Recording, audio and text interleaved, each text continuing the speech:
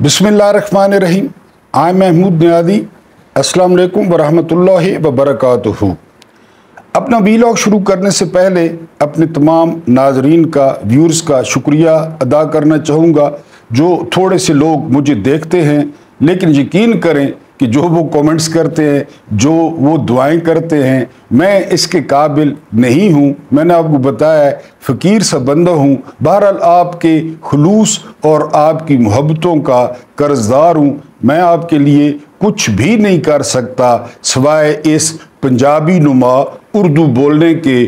तो शाद रहें, आबाद रहें, आपके सीने ठंडे रहें, आपके कलेजे ठंडे रहें। अल्लाह पाक आप लोगों को कोई गम न दिखाए, मेरी यही दुआ है। बहरहाल बहुत बहुत शुक्रिया। आज हम दो बंदों का जिक्र करेंगे। मैंने स्पेशली जो है वो इनको मुंतखब किया है। एक पाकिस्तान का चीफ ऑफ आर्मी स्टाफ और साबिक सदर, और एक ऐसा शख्स जिसको आप ची गुएरा के नाम से जानते और सुनते हैं। यानी एक शख्स ने अपने मुल्क के साथ क्या किया और दूसरा ची गुएरा जो बेसिकली अर्जेंटीना का था, अर्जेंटाइन का था, और उसने कहाँ जाकर गरीबों के हकूक के लिए और पिसे हुए तबकों के लिए जाकर गन उठाई और किस तरह लोगों की दिलों की धड़कन बना। वो जो आइकन है ना, वो जो तस्वीर है ची गुएरा की, वो दुनिया में सबसे ज़्यादा छपने वाली और शेयर होने वाली तस्वीर है जो मैं आपको दिखाऊंगा भी। लेकिन ये दो पर्सनैलिटीज़ आज हमारी जो है वो मौजू हैं। मैं आपको पहले हमूदुर रहमान कमीशन में से एक या दो पेज सुनाऊंगा, बाकी फैसला जो है वो आप लोगों ने करना है। रिपोर्ट के सफ़ा नंबर 387, 387 से 399, 399 तक याह्या खान के साथ गुजारने वाली 500 से ज़ायद ख़वातीन की फहरिस्त दी गई है। 500 से ज़ायद। एक दिन मैंने आपको बताया था कि जब जलालुद्दीन अकबर का इंतकाल हुआ तो उसके हरम से 5000 औरतें जो है वो निकली थी, और मैंने ये भी सवाल किया था कि इन 5000 औरतों का वो क्या करता था। मुझे तो समझ नहीं आती, आपको शायद समझ आ जाए। तो यहाँ पे जो है ये 500 ख़वातीन शराब और औरतों के क्लब ईवान सदर कराची और ईवान सदर रावलपिंडी के अंदर कायम थे। जंग के दिनों में ज़्यादा वक्त औरतों के साथ गुजारा जाता। जंग के दिनों में जनरल याह्या ने दफ्तर जाना बंद कर दिया था। 28 नवंबर को शराब में मखमूर जनरल याह्या को खींचकर उनके साथी GHQ के सेंटर कंट्रोल रूम में लाए। याह्या के अलावा जनरल हमीद, जनरल न्याजी और जनरल खुदादाद की भी औरतों से दोस्ती थी। रिपोर्ट के मुताबिक मशरकी पाकिस्तान के IG पुलिस की बीवी बेगम शमीम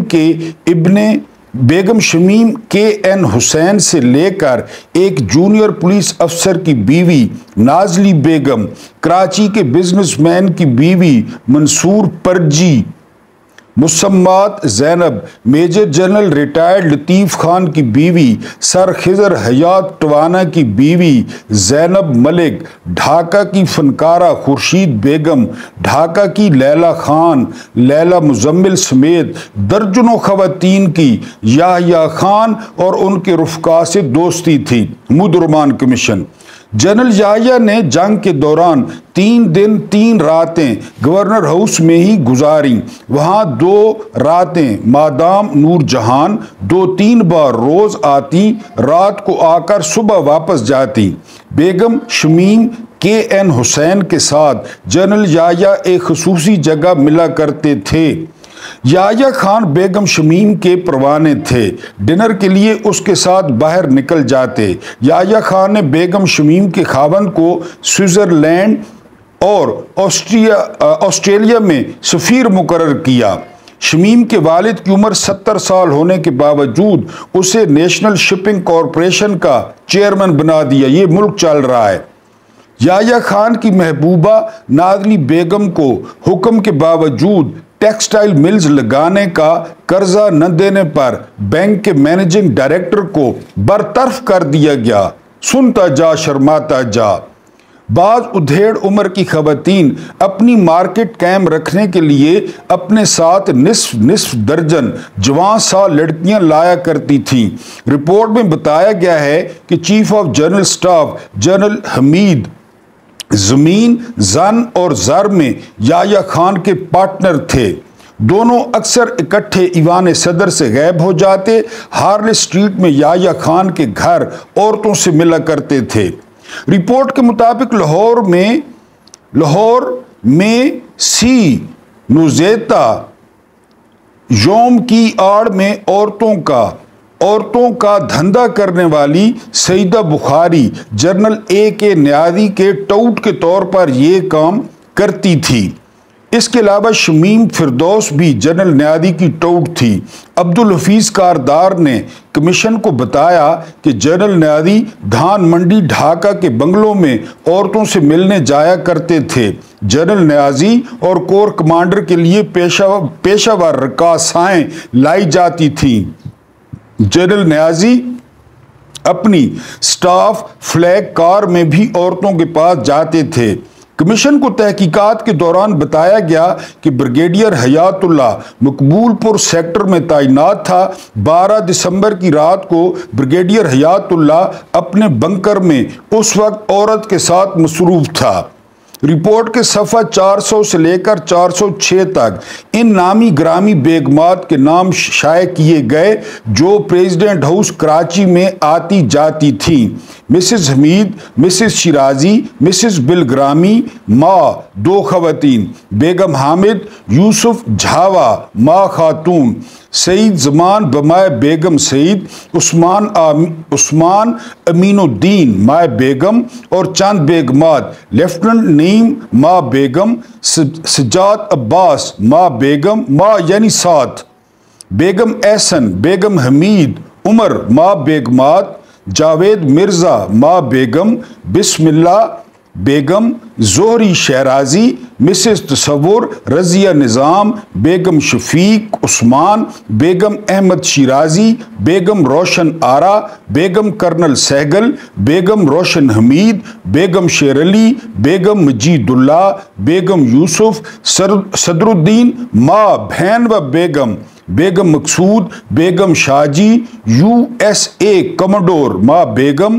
بیگم عبد القادر، بیگم کرنل شیخ، بیگم امین اللہ، غلام حیدر، بیگم حسن محمود، ڈاکٹر عالیہ امام، بیگم حسنین، بیگم انعام الرحمان، بیگم نفیسہ قریشی، زہرہ بیگم، حمزہ بیگم، جان بیگم، بیگم خانم، بیگم انور، بیگم رضیہ حسن، اکٹھی جانے والی بیگم شیرازی، بیگم انور، بیگم قریشی، بیگم کمال حیدر، نواب بیگم جوناگڑھ، لیفٹننٹ کرنل سیابین کی صاحبزادی، مسمات حبیب، زکیہ، ہاجرہ، عابدہ سلطانہ، منی باجی، منیر حسین ماں 2 خواتین، بیگم لیفٹننٹ AA شیخ، بیگم انور عیسیٰ، بیگم چودھری سجاد، مسز لیلہ مزمل، نامعلوم بیگم، بیگم شمیم، بیگم KN حسین، لیڈی ڈاکٹر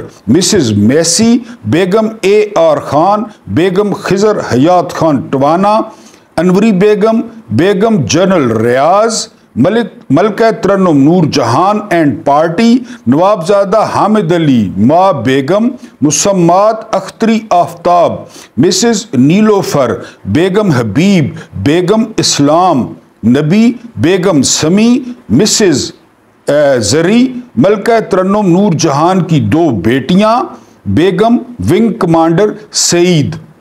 حمود الرحمان کمیشن رپورٹ 2 جلد، مترجم اشفاق علی خان۔ ان کو دیکھتا ہوں نا، یہ اب دیکھ لیں، یہ 2 پیج ہیں اس کے حمود الرحمان کمیشن کے، تو کافی حوصلہ ملتا ہے۔ یہ پاکستان کا صدر تھا، کمانڈر ان چیف تھا، حوصلہ یہ ملتا ہے کہ بہت گناہ گار ہیں، میں تو سر کے بال سے لے کر پاؤں کے ناخن تک جو ہے وہ لتھڑا ہوا ہوں گناہوں میں، لیکن یہ جو بیگمات اور جن کو شوہر لے کے جا رہے ہیں، بہنوں کو بھائی لے کے جا رہے ہیں، یہ آپ دیکھ لیں۔ پھر کہتے ہیں کہ جی وہ شیخ مجیب الرحمان غدار تھا، اور یہ جو ہے نا یایا کو غدار کہیں نا، پھر ان کو جو ہے وہ افسوس لگتا ہے۔ اب میں آپ کو دکھاتا ہوں کہ یہ جو ہے وہ یہ حمود الرحمان کمیشن ہو گیا۔ اب یہ ہے میرے ہاتھ میں نے ڈھاکہ ڈوبتے دیکھا، یہ آپ دیکھ لیں، میں نے ڈھاکہ ڈوبتے دیکھا، بریگیڈیئر صدیق سولگ۔ کچھ آپ کو اقتباس جو ہے وہ سنانے ہیں۔ وہ کیا ہیں جی؟ وہ یہ ہیں کہ سارا دن پولنگ دیکھنے کے بعد 7 دسمبر کا سورج افق میں اپنا منہ چھپانے لگا۔ پیج نمبر ہے 43۔ تو لیفٹیننٹ جنرل یعقوب علی خان میجر جنرل رؤف فرمان علی کے دفتر میں جو سول معاملات کے انچارج تھے داخل ہوئے۔ ان کے چہرے پر طمانینت اور فخر کے آثار نمایاں تھے۔ پولنگ ختم ہو گئی۔ انہوں نے داخل ہوتے ہی کامرانی کے انداز میں کہا، مجھے خوشی ہے حالات پرسکون رہے اور انتخابات منصفانہ اور آزادانہ ماحول میں منعقد ہو گئے۔ جنرل فرمان نے کہا، بے شک آزاد، یکسر آزاد۔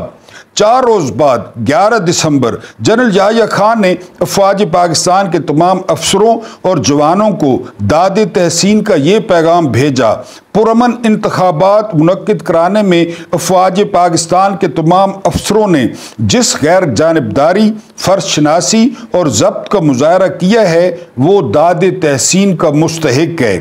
اس پرامن ماحول کا نتیجہ یہ نکلا کہ 2 نشستوں کے سوا ساری سیٹیں عوامی لیگ کی جھولی میں جا پڑی۔ غیر سرکاری گنتی مکمل ہوتے ہی اس غیر ملکی نے جس کے ساتھ میں نے 6 دسمبر کو ایک بار میز پر کھانا کھایا تھا، اپنے ہوٹل سے مجھے فون کیا، میجر بہت بہت مبارکباد، آپ کی پارٹی بھاری اکثریت سے جیت گئی۔ بلکہ اس نے گویا جھاڑو ہی پھیر دیا۔ یہ صحافی نے فون کیا بریگیڈیئر صاحب کو، اس وقت میجر تھے۔ میرے لیے یہ مبارکباد ہضم کرنے کے سوا کوئی چارہ نہ تھا۔ آخر جیتنے والے گھوڑے کو کون نہیں اپناتا؟ عوامی لیگ نے الیکشن تو جیت لیا۔ دیکھنے کی بات یہ تھی کہ اس بھرپور کامیابی سے اس کے رویے میں فراغ دلی آتی ہے یا اس کا سر غرور سے اکڑ جاتا ہے۔ اس کا کوئی جواب دستیاب نہ تھا۔ مجھے رہ کر شیخ مجیب کے آئینی مشیر ڈاکٹر کمال حسین، جو بعد میں بنگلہ دیش کے وزیر خارجہ بنے، سے اپنی ملاقات یاد آ رہی تھی جو 1 ماہ قبل ڈھاکہ انٹر کانٹیننٹل کے یک بستہ بار میں ہوئی تھی۔ اس ملاقات کے دوران میں نے عوامی لیگ کی یقینی کامیابی کے پیش نظر ڈاکٹر صاحب کو مشورہ دیا کہ وہ شیخ مجیب الرحمان کو صوبائی لیڈر کے بجائے قومی قائد کے طور پر پیش کریں اور اگر ممکن ہو تو مغربی پاکستان کا بھی دورہ کر لیں۔ بڑی زبردست جو ہے نا نصیحت اور مشورہ تھا تاکہ پورے پاکستان کے وزیر اعظم کے طور پہ قابل قبول ہو سکیں۔ انہوں نے میری تجویز کو سراہتے ہوئے کہا تھا، اس پر ہم انتخابات کے بعد ہی عمل کر سکیں گے کیونکہ ہم آئندہ انتخابات 6 نکات اور بنگالی قومیت کی بنیاد پر لڑ رہے ہیں۔ اس کے بعد جی کیا ہوا؟ اگر مجیب الرحمان موقف پر سختی سے قائم رہتے ہیں اور اپنی اکثریت کے زور پر 6 نکات پر مبنی آئین پاکستان ٹھونسنے کی کوشش کرتے ہیں تو ان کا راستہ کون روک سکتا ہے؟ ایسی صورت میں افواج پاکستان کا کردار کیا ہوگا؟ کیا وہ باعزت طریقے سے اقتدار سے الگ ہو کر ملک عوامی لیگ کو سونپ دیں گے؟ اس کا جواب ہمیں ڈھاکہ میں نظر نہیں آتا تھا۔ البتہ جنرل یحییٰ خان کے ایک بہت خاص جرنیل دسمبر کے آخر میں وہاں پہنچے اور گورنمنٹ ہاؤس میں ایک کھانے کے بعد سوچنے والوں کی سوچ سے اتنا پردہ اٹھایا، آپ فکر نہ کریں، ہم ان کالے حرامیوں کو اپنے اوپر ہرگز حکومت نہیں کرنے دیں گے۔ یہ بات شاید مجیب الرحمان تک بھی پہنچ گئی۔ یہی وجہ ہے کہ جب انہوں نے حسب وعدہ انتخابات کروانے پر جنرل یحییٰ خان کا شکریہ ادا کیا، وہاں یہ وارننگ بھی ضروری سمجھی کہ جنرل صاحب کے بعض دوست انتخابات کے نتائج کو سبوتاژ کرنے کی کوشش کر رہے ہیں، اور اس ٹولے کے بعض سازشی پچھلے دنوں ڈھاکہ آ کر خفیہ اجلاس کرتے رہے۔ اسی جنرل صاحب کی طرف اشارہ۔ میں صدر کو وارننگ دیتا ہوں کہ وہ ان لوگوں کو لگام دیں، ورنہ انہیں بنگلہ دیش کے لوگوں کی لاٹھیوں کا سامنا کرنا پڑے گا۔ یہ میں نے آپ کے سامنے اقتباس رکھا۔ میں نے ڈھاکہ ڈوبتے دیکھا، اس وقت میجر صاحب جو ہے وہاں پہ تھے، اور اس میں جو اہم بات جو آپ کو بتانی تھی کہ مائنڈ سیٹ کیا تھا، عوامی لیگ نے 2 سیٹوں کو چھوڑ کر جھاڑو پھیر دیا، سارا الیکشن جیت گئی۔ اب آپ کہیں کہ آپ زیادہ پڑھے لکھے نہیں ہیں، یا آپ نے پولیٹیکل سائنس نہیں پڑھی، یا آپ کو ان ڈائنامکس کا نہیں پتا، تو میں صرف آپ سے یہ سوال کرتا ہوں کہ 4 5 6 7 8 پارٹیوں نے الیکشن میں حصہ لیا، ٹھیک ہے جی، ابھی 8 فروری کو بھی یہی ہوا تھا، تو پارٹیوں نے حصہ لیا اور الیکشن ہوئے۔ 1971 کی بات ہے، کھلے ڈبے رکھ دیے گئے، سختی سے منع کیا گیا کہ الیکشن میں کسی قسم کی آپ نے کوئی جو ہے وہ مداخلت نہیں کرنی، یعنی اس لیے کہا جاتا ہے نا کہ یحییٰ خان نے تاریخ کے شفاف ترین الیکشن کرائے کہ آپ نے مداخلت نہیں کرنی۔ مداخلت نہ ہوئی، لوگوں نے مرضی کے ٹھپے لگائے، ووٹ ڈالے، اور اس میں عوامی لیگ جیت گئی۔ عوامی لیگ کی جو سیٹیں تھیں وہ 162 تھیں، اور پیپلز پارٹی دوسرے نمبر پہ آئی، اس کی سیٹیں تھیں 86۔ اب آپ مجھے بتا دیں کہ اقتدار کس کو ملنا چاہیے تھا؟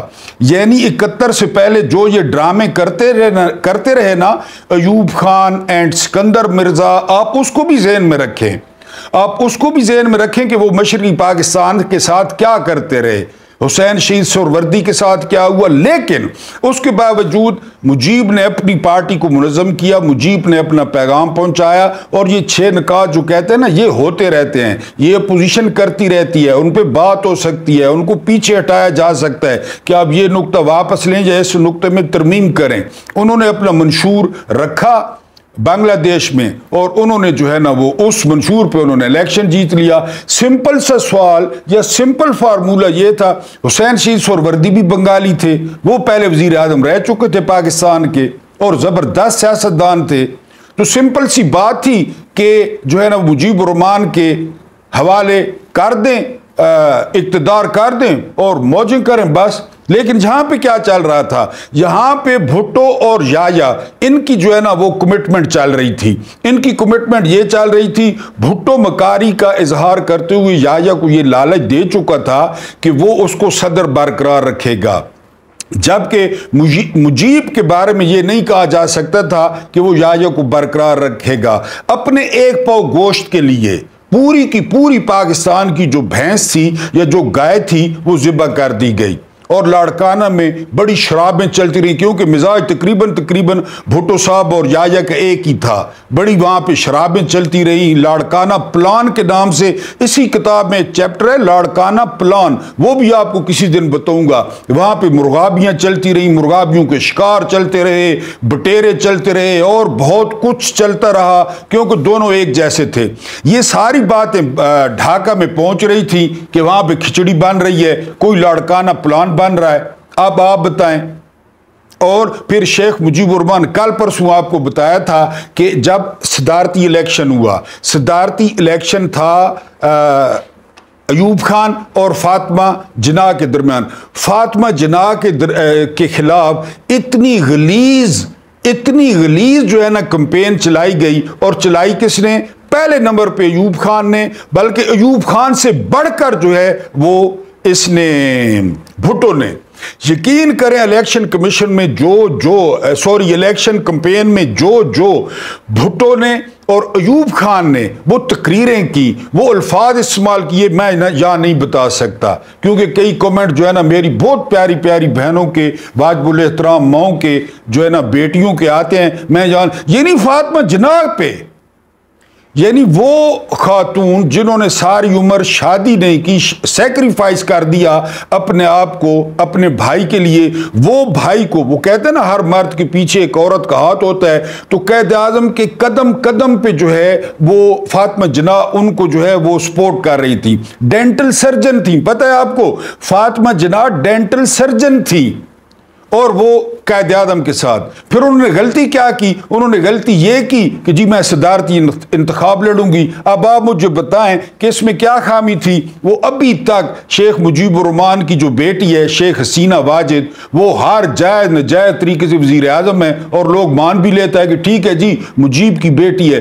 تو قائد اعظم کی بہن کا حق نہیں تھا انتہائی پڑھی لکھی ڈینٹل سرجن کہ وہ انتخابی الیکشن لڑے. اور آپ حیران ہوں گے کہ جماعت اسلامی جیسی پارٹی نے جو ہے وہ فاطمہ جناح کی حمایت کا اعلان کیا تھا. تمام اپوزیشن جو ہے نا وہ فاطمہ جناح کے ساتھ کھڑی تھی سوائے بھٹو کو چھوڑ کر، کیونکہ بھٹو مکار تھا، اے آر تھا، وہ طاقت کے مرکز کے ساتھ رہنا چاہتا تھا. انہوں نے جو بکواس کی یعنی انہوں نے جو ہے وہ بھٹو نے اور ایوب نے. میں آپ کو ایک چھوٹا سا واقعہ سناتا ہوں. نون لیگ کا ایک ایم این اے اس دفعہ تو ہارا ہے برے طریقے سے، وہ پہلوان خرم دستگیر، اس کا باپ ہے غلام دستگیر خان. جو تھی نا یہ فاطمہ جناح، ان کا انتخابی نشان لالٹین تھا. 99% مجھے اگر میں غلط بول رہا ہوں تو میری تصحیح کر دیں. غلام دستگیر خان نے ایک کتی کے گلے میں لالٹین ڈال کر پورا شہر پھرایا. یہ قصور تھا فاطمہ جناح کا. یہ اس سلوک کی مستحق تھی جو ہے نا وہ فاطمہ جناح، قائد اعظم کی بہن اس سلوک کی مستحق تھی کہ کتی کے گلے میں ان کا انتخابی نشان ڈال کر شہر میں پھرایا گیا. ایسی ہوتی ہیں قومیں، احسان فراموش، پیٹھ میں چھرا گھونپنے والی. قصور کیا تھا فاطمہ جناح کا؟ فاطمہ جناح نے تو للکارا تھا کہ میں الیکشن لڑوں گی اس فیلڈ مارشل نام نیاد اور عامر کے خلاف، اور اس میں بھی اتنی بدترین دھاندلی کی گئی کہ آپ سوچ بھی نہیں سکتے فاطمہ جناح کو ہرانے کے لیے. اور مشرقی پاکستان میں فاطمہ جناح نے جھاڑو پھیر دیا. پھر کون وہ بے وطن تھا؟ کون وفادار تھا؟ وہ جنہوں نے قائد اعظم کی بہن کا مان رکھا، ایک عورت کا، جنہوں نے ان کے بکسے بھر دیے ووٹوں سے، یا یہ فوجی جنتا کے غلام، انہوں نے یہاں پہ دھاندلی بھی کی، کتی کے گلے میں نشان بھی ڈالے. اور پھر آپ کو پنجاب کے مزاج کا پتہ ہے، میں اور کیا کہوں. غدار کہیں تو کہتے ہیں نہیں جی نہیں ایسا نہیں ہے. یعنی وہاں پہ آپریشن شروع کرا کے یہاں پہ سوئمنگ پول میں وہ عورتوں کو سوئمنگ پول میں پھینکنا، وہ رو رشید جو میں نے دیکھا اس کتاب میں کہ وہاں پہ آگ کے گولے برس رہے تھے، تڑاہٹ جو ہے نا ہر طرف. مشرقی بنگال میں سرچ لائٹ شروع ہو چکا تھا آپریشن، اور میں نے اپنے مکان سے دیکھا کہ ایک سوئمنگ پول ہے، اس میں جرنیل ہیں، ٹھیک ہے، اور چھوٹے چھوٹے کپڑے پہنے وہ جو سوئمنگ والے ہوتے ہیں وہ عورتیں ہیں، وہ باہر آتی ہیں، جرنیل ان کو جو ہے نا وہ دھکا دیتے ہیں تالاب میں، پھر خود کود جاتے ہیں، پھر وہ باہر آتی ہیں، پھر کوئی اٹھا کر اس کو ادھر پھینکتا ہے، یہ حادثہ سر جرنیل کر رہے ہیں. ادھر سرچ لائٹ شروع ہے، سرچ لائٹ آپریشن شروع ہے مشرقی پاکستان میں، یہ پشاور میں یہ کر رہے ہیں. تو پھر بات بھی نہ کریں کہ اور بنیاد کس نے رکھی؟ ایوب نے بنیاد رکھی. ایوب نے کہا کہ میں تم پہ، ایوب نے کہا، میں نہیں کہہ رہا، ایوب نے کہا میں تم لوگوں پہ سور چھوڑ کے جا رہا ہوں. سور، اور واقعی وہ سور تھا، میں ہم نے تو نہیں کہا، اس کا اپنا سینئر کہہ رہا تھا، اس کا اپنا چیف کہہ رہا تھا کہ سور چھوڑ کے جا رہا ہوں. یہ ہے انائن کی، یہ ہے ان کی ایگوز کہ میں تم پہ سور چھوڑ کے جا رہا ہوں. اور اس سور نے کیا کیا وہ آپ کے سامنے ہے. تو کون غدار تھا؟ شیخ مجیب الرحمان، فاطمہ جناح کا پولنگ ایجنٹ، فاطمہ جناح کی الیکشن کمپین کا انچارج، فاطمہ جناح کے کاغذات نامزدگی جمع کرانے والا، فاطمہ جناح کے ڈھاکہ میں ریکارڈ جلسے کرانے والا. سارا دن سائیکل پہ قیام پاکستان کے لیے کام کرنے والا کدھر تھے اس وقت ایوب خان؟ کدھر تھا اس وقت یحییٰ خان؟ کدھر تھا اس وقت بھٹو؟ جب شیخ مجیب سائیکل پہ پورے دن جو ہے وہ گرمی میں بنگالی ہوں جو میں اس کی، لیکن ظاہر ہے جو میں زہر حلا حل کو کبھی کہہ نہ سکا کند، عقل عیار ہے سو بھیس بنا لیتی ہے، عشق بیچارہ نہ ملا ہے نہ زاہد نہ حکیم، میں زہر حلا حل کو کبھی کہہ نہ سکا کند۔ جی ہمیں برا لگتا ہے تو آپ دیکھ لیں، سمپل سی بات ہے، اس نے الیکشن جیتا۔ اب 8 فروری کو کیا ہوا؟ وہ دن میڈم عظمیٰ بخاری فرما رہی تھی کہ بار بار عمران خان مشرقی پاکستان کا ذکر کرتے ہیں، شیخ مجیب کا ذکر کرتے ہیں، تو حالات کس قسم کے ہیں؟ یعنی اس بات کو تو مان گئی ہیں نا کہ حالات اسی قسم کے ہیں 71 والے۔ کیوں 71 والے ہیں؟ خدا نہ خواستہ 8 فروری کو جیتا کون؟ کسی سے پوچھ لیں کہ مخالفوں سے، میں نے مخالفوں سے پوچھا ہے اپنے رب تعالیٰ کو حاضر ناظر جان کر ان کے ڈائی ہارٹ کارکنوں سے پوچھا ہے، وہ کہتے ہیں یار کمال کیا ہے خان نے، کیونکہ میرے تو تعلقات ہیں نا، میں تو پارٹیوں سے تو نہیں نا کہ جی فلاں پارٹی فلاں، وہ کہتے ہیں جی خان نے کمال کیا جیل میں بیٹھ کے، وہ بھی جیل میں تھا، مجیب الرحمان الیکشن جیت گیا، یہ بھی جیل میں تھے، ابھی بھی الیکشن جیت گیا۔ پھر اپنا تھوکا چاٹتے ہوئے بھٹو وہ جیل میں گیا، اس نے مجیب کو رہا کیا، اور مجیب پہلے لندن پھر دہلی پھر ڈھاکہ اور سیدھا صدر۔ وہ ٹھیک ہے نا، ٹھیک ہے۔ پھر ہر عمل کا ایک رد عمل ہوتا ہے، every action has its reaction but in different direction۔ ہر عمل کا ایک رد عمل ہوتا ہے لیکن وہ سمت میں مخالف ہوتا ہے، یہ نیوٹن نے کہا تھا۔ اس کا رد عمل آیا تو پھر چاں کیوں کرتے ہیں؟ پھر آپ کو برا کیوں لگتا ہے؟ یہ جو میں نے عورتوں کے نام لیے ہیں، حمود الرحمان کمیشن کو کریں نا، پبلک کر دیں، ڈی کلاسیفائی کریں نا اس کو، ہر بچے کو نصاب میں پڑھائیں، معاشرتی علوم میں پڑھائیں، تاکہ لوگ عبرت پکڑیں۔ یہ عورتیں آپ نے 500 عورتیں سنی ہے نا، یہ اور بیویاں لا رہے ہیں، اگلے بیویاں کہ مجھے قرضہ چاہیے، مجھے زمین چاہیے، مجھے سفیر لگا دو سوئٹزرلینڈ۔ یہ ملک تھا، اور ذمہ داری کس پہ عائد ہوتی ہے؟ جو صدر تھا، جو چیف تھا، مجیب الرحمان کا۔ تو مجیب الرحمان کی گردن کیوں نہیں اڑائی انہوں نے؟ مجیب الرحمان غدار تھا، مان لیتے ہیں، تو گردن کیوں نہیں اڑائی؟ الٹا کیوں نہیں ٹانگ دیا؟ پھانسی کیوں نہیں دے دی؟ جی غدار ہے۔ تو یہ میں نے آپ کو تھوڑے سے، اصل میں وی لاگ اتنا ہوتا ہے نا، اس پہ بھی آپ بور ہوتے ہیں۔ کل بھی ایک ویور نے کہا ہے کہ جی آپ بہت لمبا کرتے ہیں، یار میں ہاتھ جوڑ دوں، میرا ٹاپک ہی ہو رہا ہے، آپ کمنٹس میں لکھ دیں، یقین کریں میں تو آپ کے کمنٹ پڑھ کے چوڑا ہوتا رہتا ہوں، آپ کمنٹس میں لکھ دیں، میں یوٹیوب چھوڑ دوں گا، میں وی لاگ کر نہیں چھوڑ دوں گا۔ آپ بور ہوتے ہیں نا، آپ کو پسند نہیں آتا، یقین کریں کہ اکثریت کمنٹس کی کہیں نا، یہ میرا آج آخری وی لاگ ہوگا، آپ کمنٹس میں لکھ دیں کہ آپ اپنی شکل نہ دکھائیں، گیٹ لاسٹ، مجھے کیا، میں چھوڑ دوں گا، میں کچھ اور کر لوں گا۔ میرا وی لاگ یہ ایسا ہوتا ہے، میں کیا کروں؟ اب یہ ٹاپک دیکھیں کہ غدار کو میں نے تو آپ کو کچھ بھی نہیں بتایا۔ اب آگے ٹاپک ہے چی گویرا۔ میں چی گویرا کے بارے میں 2 لائنیں بولوں کہ وہ بندہ جس میں پارا بھرا ہوا تھا، پارا، جس نے ساری زندگی دوسروں کے لیے جی، تھا ارجنٹینا کا، اور کہاں کہاں جا کے اس نے انقلاب میں جو ہے وہ حصہ لیا۔ اور عمران خان کی ایک تھمبنیل پہ لائن لکھی ہوئی ہے جو عمران خان پہ صادق آتی ہے کہ بے حس قوم کا خیر خواہ ہونا وہ جو ہے خودکشی کرنے کے برابر ہے۔ میں ابھی آپ کو جو ہے وہ بتاتا ہوں اس کے بارے میں، چی گویرا کے بارے میں، کہ چی گویرا کون تھے اور جو ہے نا انہوں نے کیا جو ہے وہ کیا۔ چی گویرا ارجنٹائن کا ایک انقلابی لیڈر تھا۔ پہلی بات تو یہ کہ ارجنٹینا کا تھا، شاید ابھی تک آپ لوگوں کو پتہ نہ ہو۔ وہ 14 جون 1928 میں ارجنٹینا میں پیدا ہوا۔ ارجنٹائن اور ارجنٹینا ایک ہی بات ہے، ایک ہی ملک ہے، اور اس ملک کے دارالحکومت کا نام ہے بیونس آئرز۔ آپ نے اس کا نام سنا ہوگا، لیون میسی ارجنٹینا کا ہے۔ اس سے پہلے ڈیگو میراڈونا ارجنٹینا کا تھا، اس دفعہ انہوں نے ورلڈ کپ بھی جیتا ہے۔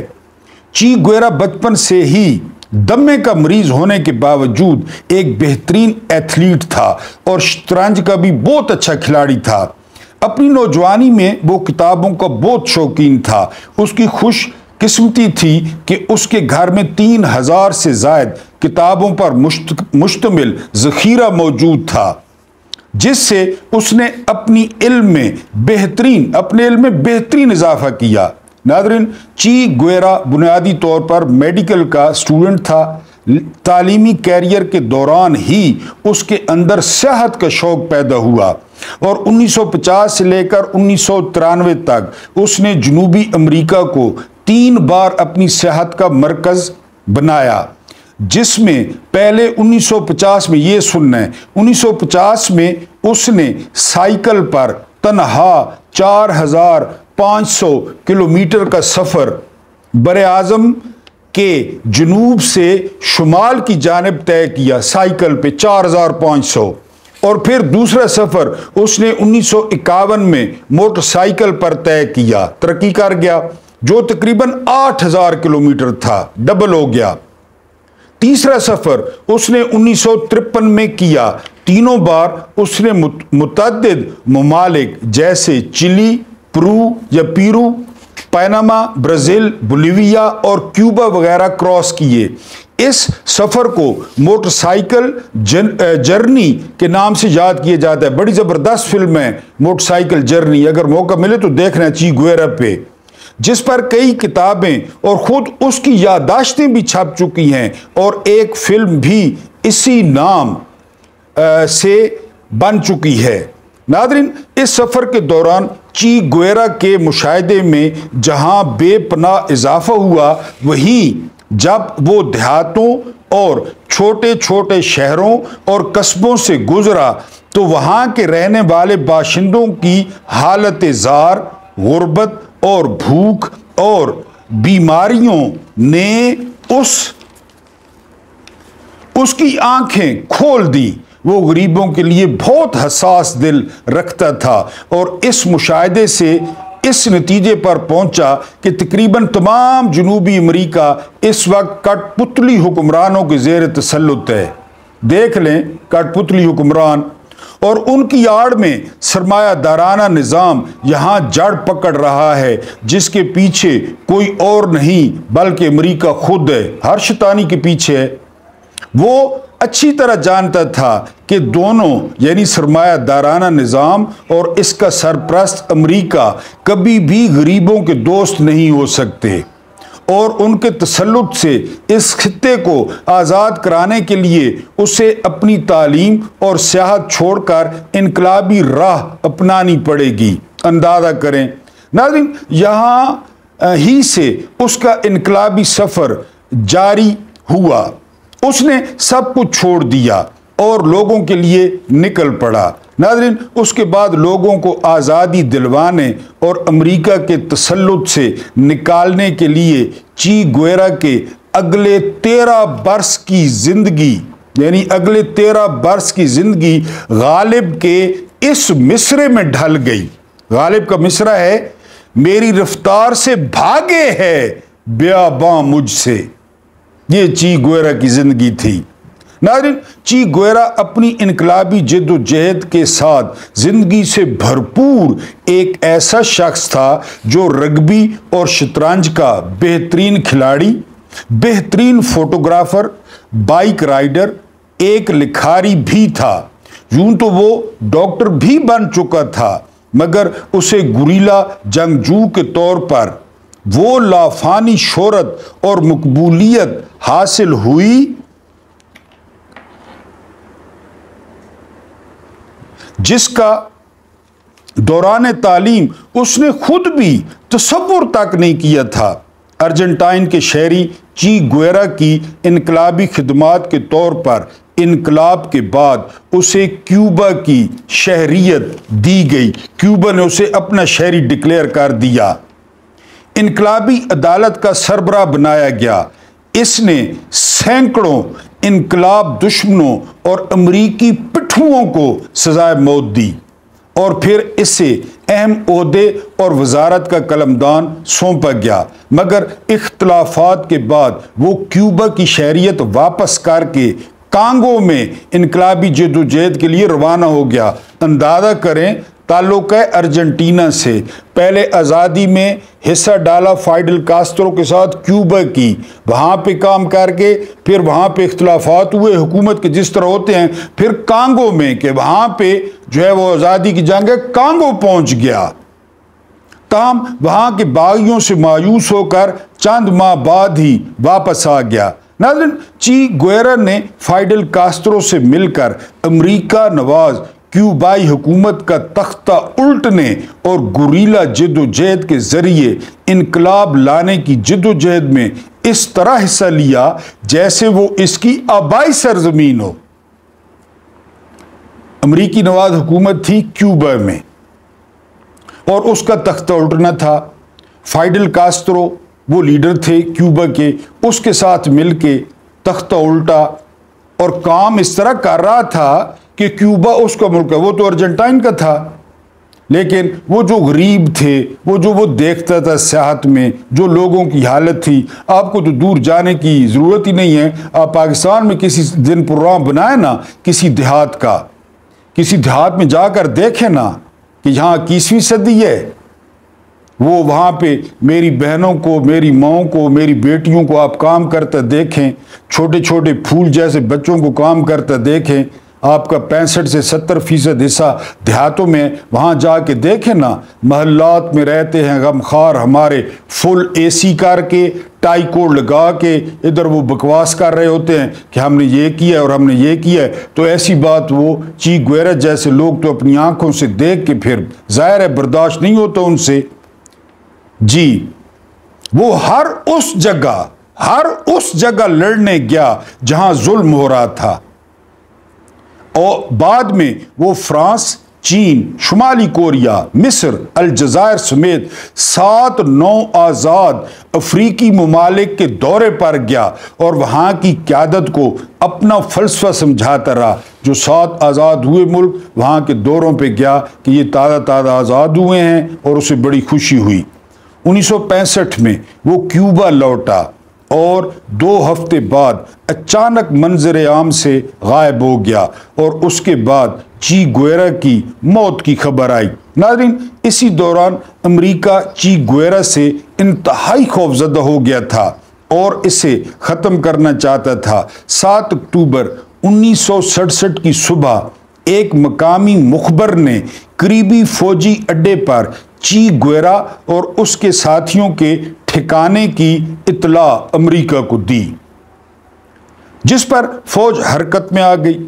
امریکن CIA جو کانگو سے اس کے پیچھے ہاتھ دھو کر پڑی تھی، اس کو آپریشن میں بولیوین افواج کی بھرپور مدد وہ کر رہی تھی، بولیویا کی فوج کی۔ پھر پلان بنا کر چی گویرا اور اس کے ساتھیوں کے گرد پہاڑیوں میں گھیرا تنگ کیا گیا۔ تقریباً 1800 فوجیوں نے اس مشن میں حصہ لیا۔ CIA انہیں گائیڈ کر رہی تھی۔ چی گویرا اور اس کے ساتھیوں نے اگرچہ مقابلہ کیا مگر وہ کم تھے، جلدی مارے گئے۔ جب چی گویرا زخمی ہوا اور پھر گرفتار ہو گیا، پھر اسے پوچھ گچھ کے لیے نامعلوم مقام پر منتقل کر دیا گیا، جہاں اگلے روز شام تک اس پر کئی بار کوشش کی گئی کہ وہ ساتھیوں کے نام بتائے اور منہ کھول دے، مگر بقول ایک فوجی کے انتہائی زخمی ہونے کے باوجود چی گویرا بالکل مطمئن تھا اور کسی گھبراہٹ کے بغیر سب سے آنکھیں ملا کر انہیں گھور رہا تھا۔ اس کی آنکھوں میں ایسی چمک اور اس کے چہرے پر ایسا روب تھا کہ ہم میں سے کوئی بھی اس سے نظر نہیں ملا پا رہا تھا۔ آفیسرز آ جا رہے تھے اور اسے پوچھ گچھ کر رہے تھے مگر وہ کسی سوال کا جواب نہیں دے رہا تھا۔ البتہ اس نے اپنے لیے سگریٹ ضرور طلب کیا۔ جو میں نے اسے فراہم کیا، اس پر وہ بہت خوش ہوا اور میرا شکریہ ادا کیا۔ پھر جب 2 دن تک اس پر مغز ماری کرنے سے بھی کچھ حاصل نہ ہوا تو اس کی رپورٹ صدر کو دے دی گئی، امریکی صدر کو، جس نے کسی ممکنہ پریشر سے بچنے کے لیے اس کی فوری موت کا حکم جاری کر دیا۔ پھر ظاہر ہے جو ان کو آگے سے ٹکرے نا، ان کو ملے امریکیوں کو، تو پھر وہ یہی کرتے ہیں، یہ ان پہ نہتوں پہ شیر ہیں۔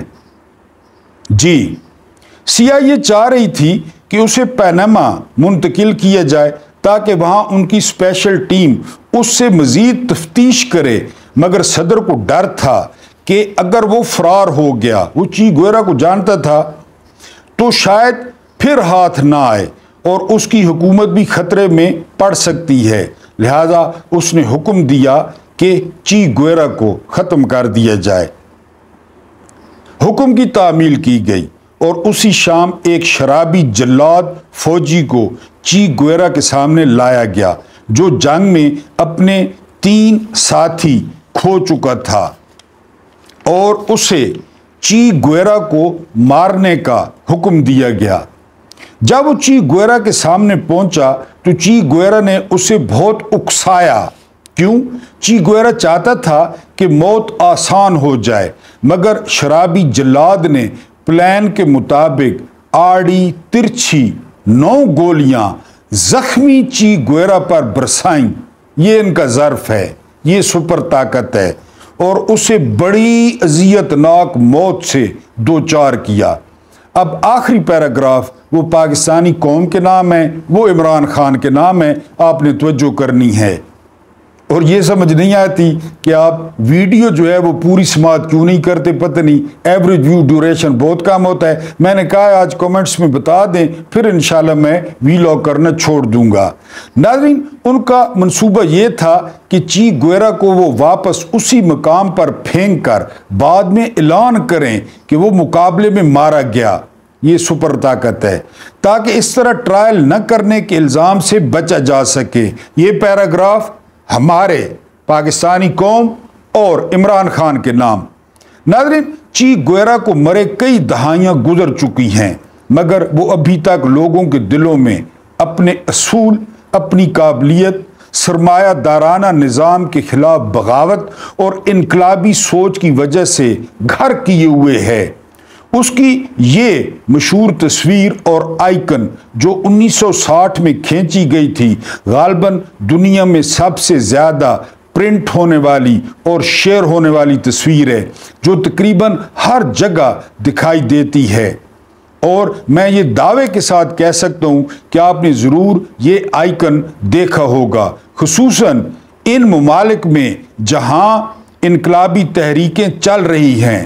ناظرین، عظیم انقلابی لیڈر چی گویرا کی مخبری اور گرفتاری کے حوالے سے پاکستانی قوم کے نام ایک عجیب بات آپ کو بتاتے ہیں۔ کہا جاتا ہے کہ انقلابی لیڈر چی گویرا کو دشمنوں نے پکڑا تو ایک چرواہا تو مخبر ایک چرواہا اور مقامی باشندہ تھا۔ مخبر چرواہے سے پوچھا گیا کہ تم نے اس کی مخبری کیوں کی اور امریکہ سے اس کے بدلے کتنے پیسے لیے؟ وہ تو تمہارے حقوق اور آزادی کے لیے لڑ رہا تھا۔ چرواہے کا جواب سنیں۔ چرواہے نے انتہائی عجیب بات کہی۔ اس نے کہا، میں نے مخبری اس لیے کی کہ چی گویرا کی گولیوں، باغی چی گویرا کی گولیوں کی آواز سے میری بکریاں ڈر جاتی تھیں۔ ناظرین، اس لیے کہا جاتا ہے پاکستانی قوم اور عمران خان کے نام، بے حس قوم کا خیر خواہ ہونا بھی خودکشی ہے۔ فیڈ بیک میں بتا دینا ہے تاکہ میں آپ کو آئندہ اپنی شکل نہ دکھایا کروں۔ اللہ پاک آپ لوگوں کو آسانیاں عطا فرمائے، آسانیاں بانٹنے کی توفیق عطا فرمائے۔ اللہ پاک آپ لوگوں کی روزیوں اور آپ لوگوں کے دسترخوان کو تا حد نگاہ وسیع کر دے۔ مجھے برداشت کرنے کا بہت بہت شکریہ۔